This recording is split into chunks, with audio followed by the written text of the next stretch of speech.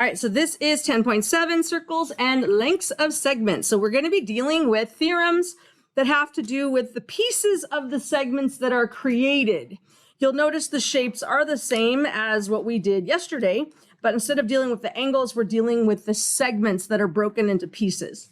All right, so first thing you need is a little bit of vocabulary. The segments of a chord refers to the pieces created when a chord is intersected by another line or segment.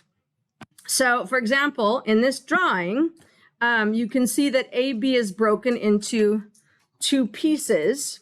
So segment AP and segment PB are considered the segments of the chord. So they're the pieces created by the intersection.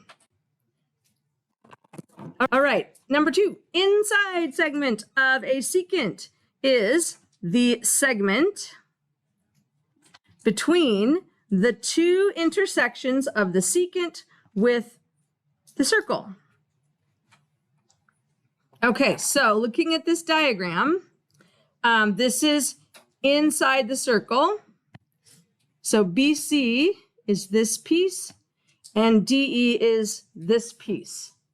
So BC and DE are the inside segments of the chords. Actually, should be of the secants. AC and AE. So those are inside segments. Now, outside segments of a secant. The segment between the intersection of the secant with the circle and a point outside the circle. So in this diagram, AB and AD are the outside segments of the secants. We have inside segments and outside segments. All right, let's do our first theorem.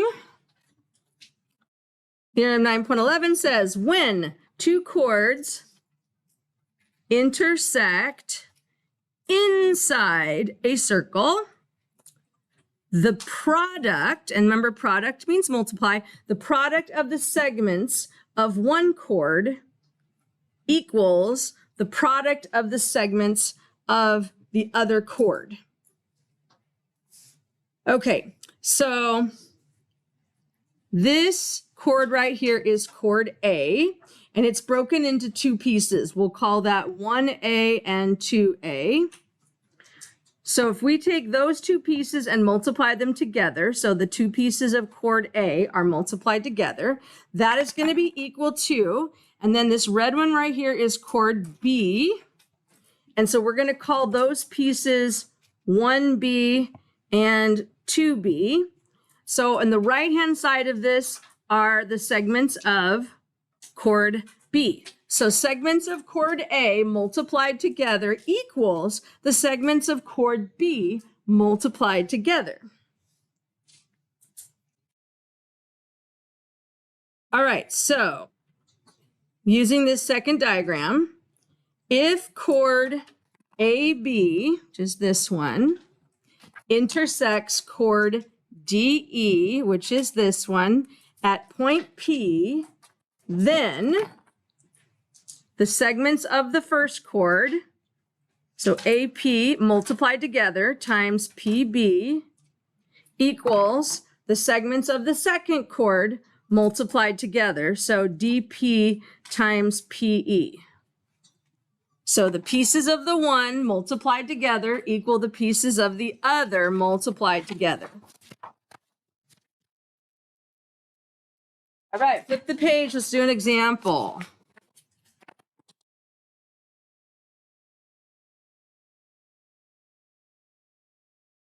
State the equation you would use to find the value of x.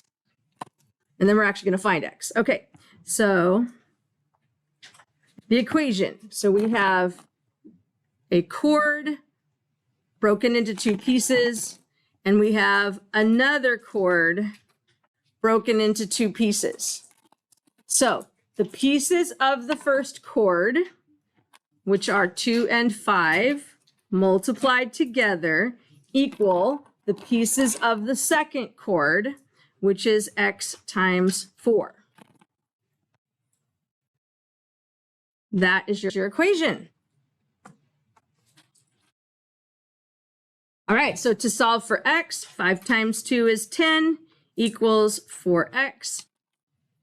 Multiply both sides by a fourth to get the x alone. And you get x equals 10 over 4, which reduces to 5/2.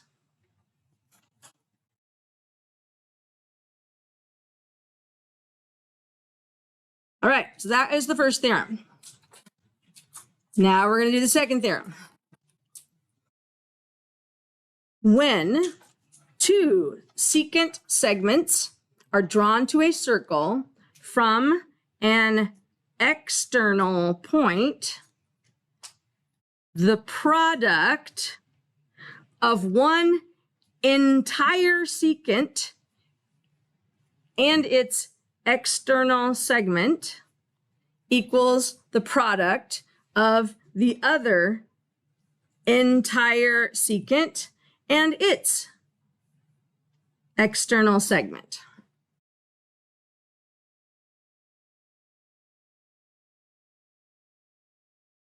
Okay, so how does that work? So we have two secants that meet up at a point outside of a circle. So the formula says if you take an entire secant, that one, times its outside piece, which is here,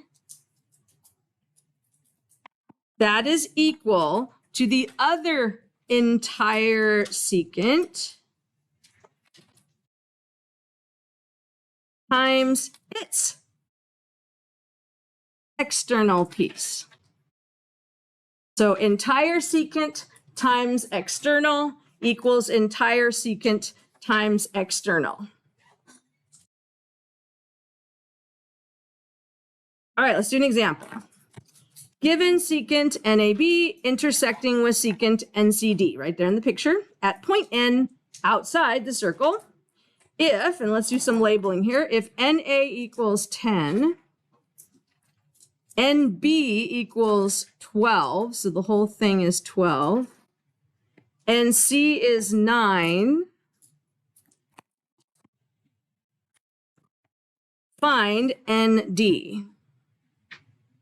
So you want to find the whole one. Okay. So let's write the formula using the letters first, and then we'll fill in the letters. So the formula says the entire secant, NB, times its external piece, which is NA, equals the other entire secant, which is ND, times its external piece, which is NC. So entire piece times outside equals entire piece times outside. So let's fill in our numbers.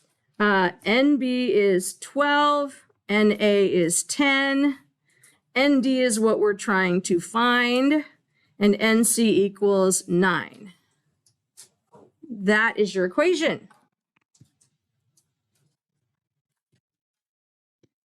All right, let's solve for ND. So 12 times 10 is 120 equals 9 ND. To get the ND by itself, we multiply by 1/9 on both sides.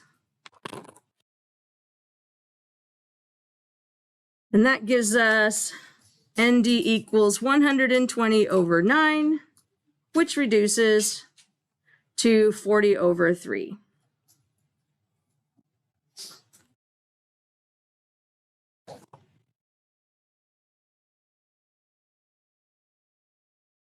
All right, last one.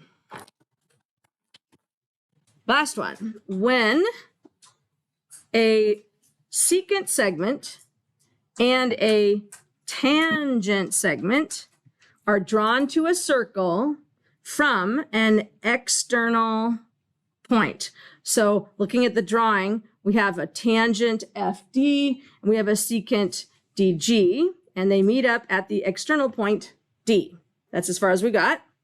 Then the product of the entire secant segment and its external segment is equal to the square of the tangent segment. So this is a lot like the other theorem, except it's meeting a problem, which is that in this scenario, we don't have a different whole secant versus exterior part of the tangent. All we have is like from F to D, that's it. So this seeks to meet that need. So the way it goes is the whole secant DG times its external piece DE equals, and this is where it's different, the external piece of the tangent times the external piece of the tangent. So we just use the external part twice for the tangent.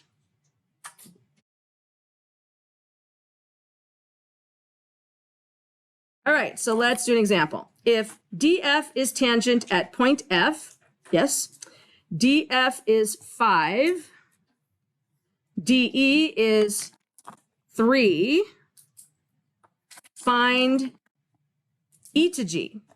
Okay, so E to G is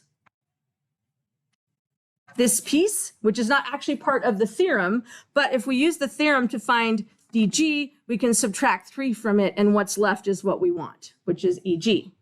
Okay, so again, let's do the formula.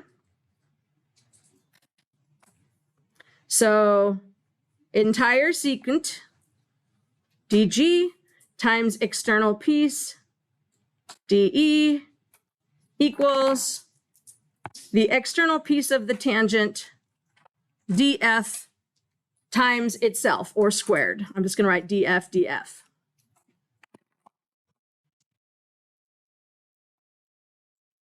Okay, so the equation D to G is what we don't know,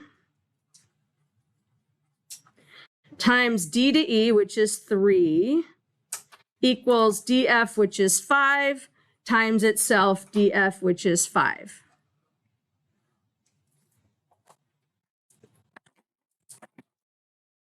Okay, so multiplying together, we get 3 DG equals 25. Multiply both sides by a third,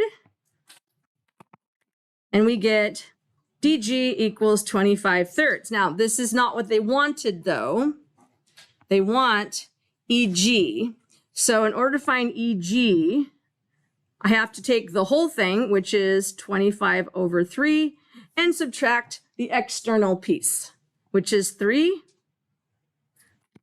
So common denominator, multiply the 3 by 3 over 3, and we get 25 minus 9, which is 16. So EG equals 16 thirds. All right, are there any questions?